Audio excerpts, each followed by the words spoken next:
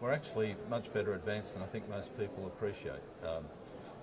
Our status report that we release each year is already recording that there's 8 large-scale integrated projects in operation around the world. They're storing about 23 million tonnes of CO2 every year, so it's a real technology that's there. The really good news is we've got another 8 projects under construction right now. Most of those should come into operation in 2015, and at that stage we're looking at somewhere around 35 million tonnes being stored every year. Now, I think the good news is that 2 of those projects are actually in the power sector, both in North America, but we'll see one post-combustion, one pre-combustion plant opening and running in 2015. So I think the technology is far from experimental or unable to be demonstrated. We're on course for 16 projects in the next few years. I think the 35 million tonnes is really important to dwell on as well. You know, that's actually more abatement than what the Australian measures have delivered to date, and it's actually more than the UK's measures as well. So from just 16 projects, you're about to see a really significant impact on climate change. How much does a CCS plant generally cost? Because I guess that's going to be one of the key considerations when governments decide whether or not they're going to roll them out. Yeah, I think you're right that that's a significant issue, and of course, you know, what's a plant cost depends a lot on the configuration. I think what we're seeing in our analysis is that the additional cost in power is somewhere between $50 and $100 a megawatt hour, because you're probably looking at that sort of cost per tonne. But of course, these tend to be first of a kind plants, and we need to get more of these demonstrated so that you get the learning by doing. That's really been a feature of a lot of the renewable technologies as well. So I think over time we'll see that cost come down, but undoubtedly it's higher than you'd like just at the moment. And so these plants you've talked about, can you give us an idea of where there are? And are governments sharing these technologies, or are we still seeing, I guess, silo projects being worked on in different parts of the world?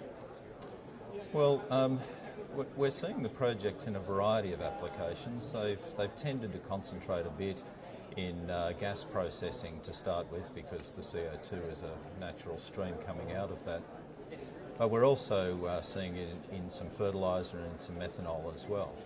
Now, in terms of the technology sharing, one of the reasons the Institute exists is actually to share knowledge of these demonstration projects. We've now got more than 200 reports on our website that are freely available. So I actually think that you're seeing experience very much shared, and that through that we'll actually accelerate the deployment at a lower cost. And in terms of locations, geographical locations, give us an idea of the kind of spread around the world. So it's very much concentrated in North America at the moment, between Canada and the US. You do tend to have up there over 20 projects in total. Europe has slowed down a little over the last few years, and I think we understand why that is. The fast mover is China. We now record 11 large-scale projects in China. It was only 4 18 months ago, and we see China as the fast mover. And I guess there are people who are worried that actually if we have this concept of CCS in the background, this will only lead to more investment in coal, in gas and in the fossil fuels, which I guess conferences like this are aimed at slowing down. So where's the balance to be had? How can we sort of arrive at a sort of ideal position where we are using a certain amount of fossil fuels, using CCS, but not just sort of blowing the roof off in terms of investment? Sure. Well, I think the IEA has done some pretty useful work in this area, and you know, to beat climate change, we need every technology. This isn't about who's going to win and lose. We think renewables and energy efficiency are just as important. And for that matter, you know, really nuclear probably has to play a role in here as well.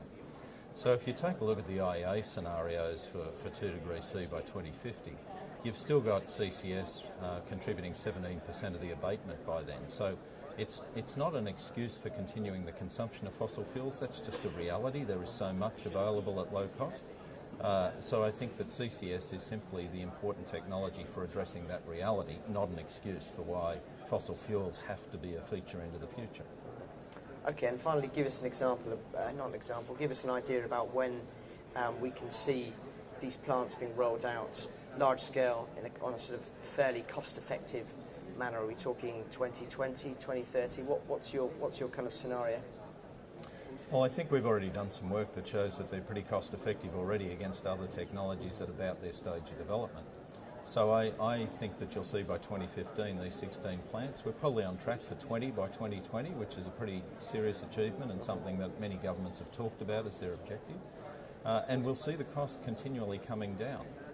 So I'd say to you that by 2030 we'd be in a very cost competitive situation, and we're going to need this. Frankly, 2 degrees C is almost impossible to achieve if we don't start dealing with the emissions from fossil fuels. One of the answers to that, of course, is substitution, but frankly, there's going to be a lot of this consumed for a very long time to come. So CCS matters, and we're going to continue rolling it out.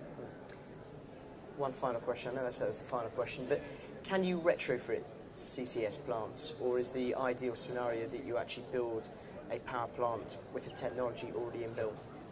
You certainly can retrofit, and post-combustion capture is one of the technologies.